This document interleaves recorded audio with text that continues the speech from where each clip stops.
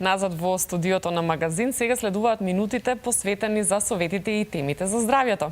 Александар Динев, добре дојде. Колега, како си денеска? Добре најдов. За какви теми ќе разговарате со гостинот? Благодарам. Понеделнички одлично се чувствуваме и денеска и во денешното издание на Магазин одбравме интересна тема која за сега верувам дел од нашите гледачи околу превенција, третман и лекување на хеморагичниот мозочен удар, односно попознат како народот како излив или крварење во мозокот. На оваа тема денешен мој соговорник во студиото на Магазин е доцент доктор Владимир Рендевски, неврохирург и директор на клиниката за неврохирургија. Доктор Рендевски, добар ден и добре дојдовте во Магазин. Добро ве најдов. Добар ден. Ја најавив темата хеморагичен мозочен удар или оној поопасен мозочен удар со потешки компликации, попознат како народот како излив или крварење во мозокот. Што значи всушност, што представува хеморагичниот мозочен удар? Хеморагичниот мозочен удар, добро го најавивте, спаѓа во групата на мозочните удари, представува во суштина едно акутно цереброваскуларно заболување, би рекол. Во суштина настанува претходно оштетување на одреден мозочен крвен сад и понатаму настанува излевање практично на крвта во мозочното ткиво, во мозочниот паренхим. Токму така спаѓа во групата на поопасните, значи за разлика од исхемичните мозочни удари, хеморагичниот мозочен удар е поредок, негде од прилика е 15 до 20% од вкупниот број на мозочни удари, значи од прилика 4 пати е поредок во појавата во однос на исхемичниот мозочен удар, но дава поголеми компликации и поголема смртност. По новите епидемиолошки истражувања на ова поле говорат дека некаде морталитетот во текот на првиот месец или така наречен интрахоспитален морталитет некаде се движи од 37 до околу 50%. Појавата на ова заболување во популацијата, односно неговата инциденца која што се мери преку бројот на ново заболени на 100.000 население годишно, на светско ниво некаде од прилика 24 до 25 пациенти на 100.000. Македонија спаѓа во групата на земји кои што имаат повисок просек од светскиот просек. По новите студии говорат дека Македонија некаде од 40 до 45 ново заболени на 100.000 население, што значи се работи за една висока и сериозна бројка. Исто така важно е причината, докторе, зошто има кај нас или воопшто, значи во светот, зошто се случува до крварење, да дојде до крварење во мозокот или излив? Постојат повеќе ризик фактори кои што се причинители на ова заболување. Најважен и предоминантен ризик фактор кој што се јавува негде дури кај 75 до 80% во анамнезата на пациентите со ова заболување е нерегулираната артериска хипертензија. Што значи скоро 8 пациенти од 10 со хеморагичен мозочен удар во анамнезата имаат претходно нерегулирана артериска хипертензија. Механизмот е тој што долготрајната нерегулирана хипертензија доведува до постепени, но иреверзибилни, неповратни, трајни оштетувања во зидот на самата мозочна артерија. Најмногу страда средниот мускуларниот слој на артеријата, практично оној што го одржува еластицитетот на крвниот сад. И понатаму при одредена нова хипертензивна криза, практично крвниот сад не е во можност со неговата еластичност да издржи и настанува негова руптура, прскање и практично излевање на крвта во паренхимот. Други ризик фактори кои што се поретки, но сепак значајни, се покаченото ниво на липиди, некаде концентрацијата на 4,1 милимоли на милилитар, хиперлипидемија е едно критично ниво кое што дава исто така зголемена инциденца на ова заболување, а се почестата употреба и на антикоагулантната терапија во последно време, последниве години, е исто така еден од значајните фактори. Дури и според Светската здравствена организација се предвидува дека на светско ниво инциденцата до 2050 двојно ќе се зголеми, негде од 25 дури на 50 новозаболени на 100.000, пред се заради преголемата употреба и неадекватна на антикоагулантна терапија. Како граѓаните, дали може сами да препознаат дека ќе им се случи излив или крварење, не дај Боже, во мозокот? Кои се симптомите, знаците? За жал, ова заболување е многу непредвидливо, акутно, би рекол, од ненадеж. Значи, настанува една нагла главоболка, често е пропратена со нагони за повраќање. При поголеми крварења доаѓа веќе и до нарушување на состојбата на свеста, од поспаност, па може дури во рок од неколку часа да настане и длабока кома, и во текот на прогресија на оваа клиничка слика, би рекол, на развивањето, во зависност од анатомската локализација каде се наоѓа крварењето во мозокот, се јавуваат и така наречени фокални невролошки дефицити. Тоа е она што самиот пациент, односно неговите блиски, треба да го препознаат. Се јавува една одземеност на екстремитетите, на раката, на ногата, често се појавува искривување на лицевата мускулатура, проблеми со говорот, една дисфазија или неможност воопшто да говори пациентот, така што при појава на тие симптоми би требало и добро е да се измери хипертензија доколку постои кај пациентот, да се реагира доитната медицинска помош и пациентот да се транспортира до најблиската болница.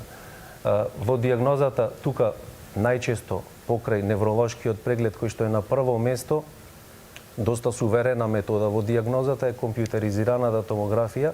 Практично таа треба да дава точното место и го дава точното место, прво да се разграничи од исхемичниот мозочен удар кој што има сосема друга патека на лекување и веќе кога ќе се тој се третира, да разјасниме на гледачите, тој се третира на клиниката за неврологија. Да, невролозите повеќе се занимаваат со исхемичните мозочни удари, додека хеморагичните ги решаваме и невролозите и ние како неврохирурзи.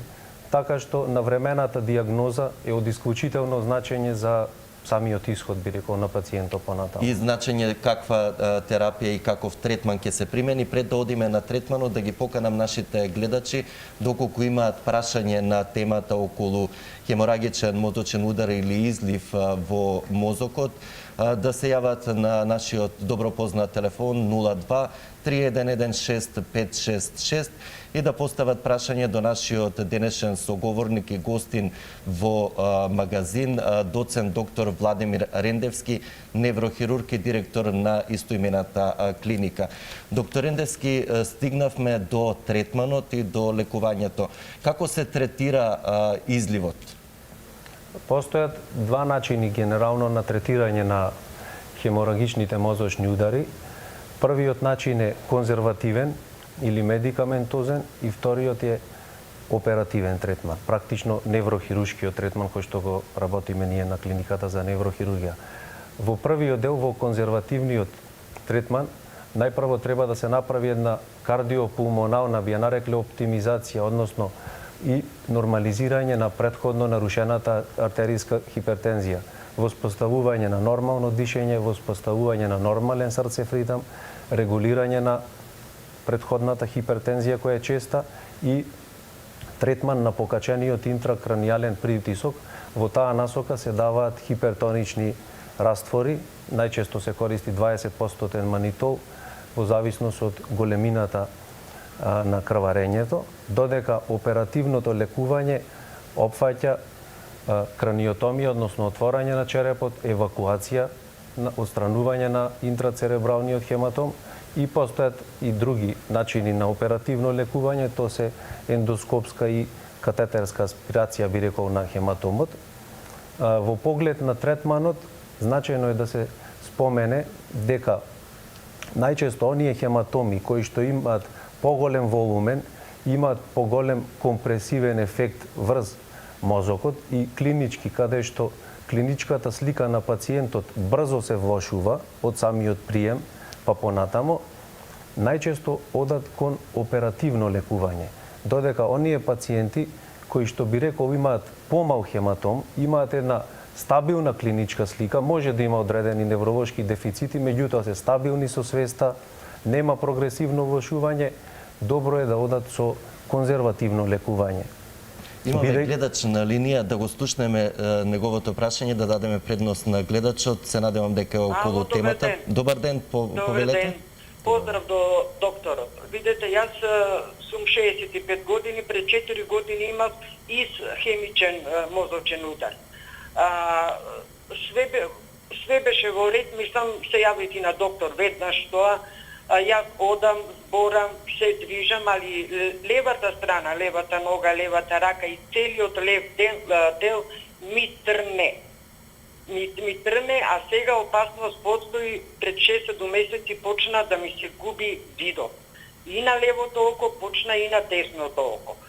Сега ме интересира. Неврологот ме вика заклештен е некој нерв, да речеме, во системот, во тоа главата, нашки кажано. Ме интересира едно прашање, дали може да дојде до тотално слепило, прво прашање, и второ, дали може со акупунктура нервот малку да се ослободи. Докторе, или со операција. Благодарам, Ви многу благодариме и поздрав. ние за јавувањето. Ова прашање предпоставувам пред се повеќе за невролозите, меѓутоа Може до некаде да одговориме. во вашиот сегмент. Ова што гледачката го спомена дека после исхемичниот мозочен удар постои трнење на левата страна на екстремитетите, практично тоа е една последица, една секвела, би рекол и полесна секвела во однос на мозочниот удар кој што го претрпела, бидејќи често се јавуваат за жали поголеми невролошки дефицити и последици.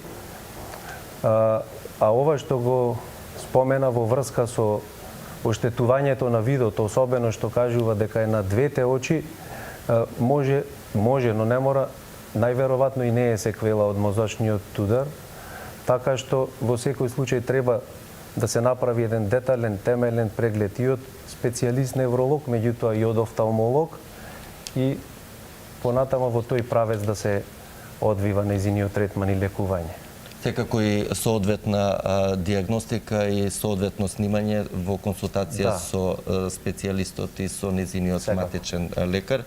Докторе, токму за овој хеморагичен мозочен удар, неговиот третман, но и сите оние работи кои доведуваат до него, имате освоено и две престижни награди. Едната е во Пула, Хрватска, другата е во Србија, доделена токму од Европската асоциација на неврохирурзи. На што конкретно беше насочено вашето истражување на вашите колеги? Дали може да се прогнозира всушност лекувањето и исходот околу лекувањето на пациентите со хеморагичен мозочен удар? Нашето истражување, како тим го работевме веќе подолго време, негде 2013 година започнавме. Во суштина на истражувањето испитувавме два важни, би рекол, молекуларни маркери. Тоа се молекули кои што имаат една важна улога и се зголемува нивната концентрација во крвта кај пациентите откако веќе ќе настани хеморагичниот мозочен удар. Првата молекула, би рекол, е глутаматот, а втората е тумор некрозниот фактор алфа, бидејќи после самото настанување на крварењето започнува процес на формирање на еден оток, едем на мозокот, кој што дополнително ја влошува клиничката слика, а покрај дејството на отокот, на едемот и на самиот хематом, во мозокот се слушуваат и значајни, би рекол, биохемиски процеси, токму како резултат на овие две споменати молекули, кои што дополнително ја влошуваат клиничката слика и исходот кај пациентот. Првото истражување, првиот дел од истражувањето, со кое што ја освоивме втората награда на Меѓународниот конгрес Mind and Brain во Пула, се однесуваше на истражувањето на глутаматот и на ТНФ-от, односно како тие влијаат врз волуменот на едемот, кој што се формира некаде 4 до 5 дена е максимален после настанување на мозочниот удар и тогаш е најголемиот ризик за невролошкото влошување на пациентот. Откако ја измеривме концентрацијата и видовме дека пациентите со претрпен мозочен удар имаат значајно покачени концентрации на овие две молекули во однос на здравата контролна група на пациенти, со напредни статистички модели направивме предвидување на квантитативно, практично нумеричко предвидување колка волумен на оток ќе се развие кај пациентите. И врз основа на тоа, поставената сензитивност за предвидување на оваа метода беше некаде околу 77%, а последователно изработивме едно 3D моделирање и софтвер, така што кога би се внесле на почеток резултатите од овие два параметри, уште при самиот прием, од прилика волуменот на едемот со веројатност од 77% се предвидува, така што кај пациентите кои што очекуваме да развијат поголем оток, каде што би дошло до поголемо влошување, треба да се завземи став за едно поагресивно лекување. Значи, веднаш кон оперативна интервенција, да не се губи драгоцено доза време, на манитол се дава, така што да се делува поагресивно, додека на меѓународниот самит во Крагуевац, каде да продолжиме за Крагуевац, да дадеме предност, имам уште еден гледач на линија. Добар ден, повелете со вашето прашање. Добар ден, поздрав до вас, водител, и до докторот. Благодариме, повелете. Прашање до докторот. Јас сум константно со покачен висок притисок. Меѓутоа нешто ми се случи во месец јуни. Имав страшни главоболки од левата страна и јас престанам да зборувам. Значи, од главното од 5 до утредно ден до 7 часот беше. Не отидов на клиника, просто беше полициски час. Меѓутоа, страшно се осеќав лошо. Од кое после тоа отидов на невролог и со тоа да ми остана десната рака и ногата малку, као раката да ми се тресе, као. И сега и понатаму, на моменти осеќам дека као да ми шумоли нешто во главата. Ви благодариме за вашето јавување, докторе. Каде да се обрати и како да се помогне гледачката? Веројатно настанала некоја транзиторна атака, би рекол, или некој краток вазоспазам, кој најчесто поминува без трајни оштетувања, меѓутоа некогаш може да настанат некои мали секвели, кои за среќа кај пациентката не се трајни. Така што во секој случај треба редовно да се користи, да се зема адекватна антихипертензивна терапија, редовно регулирање и на притисокот, и на маснотиите во крвта, така што една контрола од невролог и секако и од трансфузиолог за состојбата на крвта би било добро да се спроведе. Стигнавме до научниот труд со кој бевте наградени од Сдруженијето на Југоисточна Европа како најдобар млад научен труд, така да го дефинирам. Што може со тоа да се користи кај пациентите и што представивте дека откривте? Во вториот дел од истражувањето, каде што се представивме на меѓународниот самит во Крагуевац, каде ја добивме споменатата награда, практично се темелеше на нумеричко предвидување токму на овие исти две важни молекули, глутаматот и тумор-некрозниот фактор алфа. Направивме корелација во предвидувањето на самиот клинички исход. Така што сензитивноста на оваа метода во предвидувањето на исходот е дури поголема во однос на предвидувањето на едемот, изнесува некаде 86%. Исто така, во однос на ова истражување, со нашите статистички модели кои што ги работевме, морам во овај контекст само накратко и да се заблагодарам до колегите од Природно-математичкиот факултет, од Институтот за биологија, кои што ни помогна, пред се до деканот, професор доктор Ицко Ѓорговски и до магистер Борис Алексовски, кои несебично во сите етапи од ова истражување работеа со нас. би рекол дека со помош на ELISA методата ја добивме и така наречената критична концентрација на тумор некрозниот алфа, тоа е концентрација од 110 пикограми на милилитар, која што е асоцирана со лош исход. Тоа значи дека сите пациенти кај кои што концентрацијата на TNF-алфа е над 110 пикограми на милилитар се асоцирани со лош исход. Ова сознание го публикувавме во едно значајно стручно списание со импакт фактор, така што беше голема сатисфакција за целата наша работна група, што беше верифицирано и од научната јавност во светот. Навистина многу интересни истражувања, многу обемна тема, но секако времето е ограничено. Ќе ве планираме повторно да бидете дел од магазини, да бидете наш гостин, секако со нови теми. Неизбежно е тука и коронавирусот и неврохирургијата. Тоа ќе оставиме за некој нареден пат. Ви благодарам за денешното гостување во магазини, за советите до нашите гледачи. Благодарам. Елена? Александар, ви благодариме за гостувањето. Навистина се надевам дека гледачите и овие што се јавија и оние што не се јавија, пациенти, гледачи, има корист од вашите совети и секако во секое наредно издание ќе имаме и понатаму доктори и други медицински стручни лица за уште повеќе совети.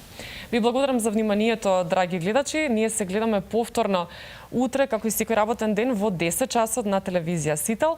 Не заборавајте да уживате, започнете неделата со позитивна енергија, релаксирајте се, ви посакувам убава недела, чувајте се себе си и вашите најблиски, бидејќи здравјето е најважно од се, особено во овој период. Довидување.